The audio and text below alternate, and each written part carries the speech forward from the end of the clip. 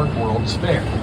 It was sponsored by the Gimbels department store, and that's why this train has become known as the Gimbels Flyer. The coaches and theme of the ride have changed over the years, but it took its first ride here at Kennywood in 1945. We should start at the beginning. Our story begins way back in 1818 when Charles Kenny purchased the land that would one day become Kennywood. The land became a popular picnic spot known as Kenny's Grove around the time of the Civil War, and on December 18, 1898, the Kenny family leased the land to the Monongahela Street Railway Company, officially creating our small trolley park.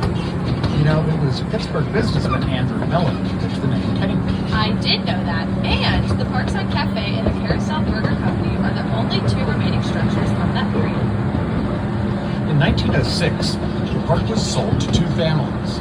Those same families owned and operated the park into the 21st century, and you can still find their names here at Kennywood Junction if you know where to look.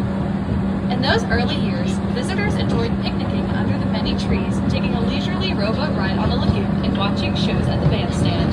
The favorite attractions in those days were the dance hall and the Speed O Plane roller coaster, along with our oldest operating ride, the Old Mill, which was built in 1902.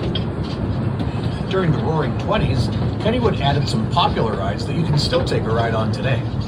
Our current Whip ride opened in 1926, followed by the Merry-Go-Round and the Turtle in 1927.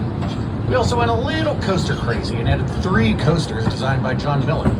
The Jackrabbit, Racer, and Pippin all use the natural topography of our land, and each has its own uniqueness. This is also the decade that the famous Kennywood arrows were first seen to help travelers find the park. In 1930, Harry Traver designed 2 new rides for the park, the Auto Race and the Laugh in the Dark. These would be the last new attractions for many years because of the Great Depression. Many parks had to close. Kennywood survived due to the dedication of its guests and employees. You worked here back then, didn't you? I'm not that old. Admission was free in those days, and many people spent their days playing skee-ball in the Penny Arcade, dancing in the dance hall, or enjoying zoo-related attractions like the Monkey House. There were also many appearances by popular band orchestras and other local personalities. Eventually, the Depression subsided, and in 1936, Kennywood built a new walk-through dark ride, Noah's Ark. Ironically, this was also the year of Pittsburgh's Great St. Patrick's Day flood. Out of the Depression and into the war era, World War II was a driving force in the 1940s.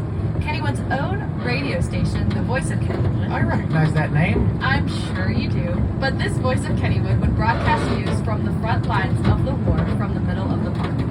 1941 provided some much-needed laughter with the debut of Laughing Sal, and the post-war baby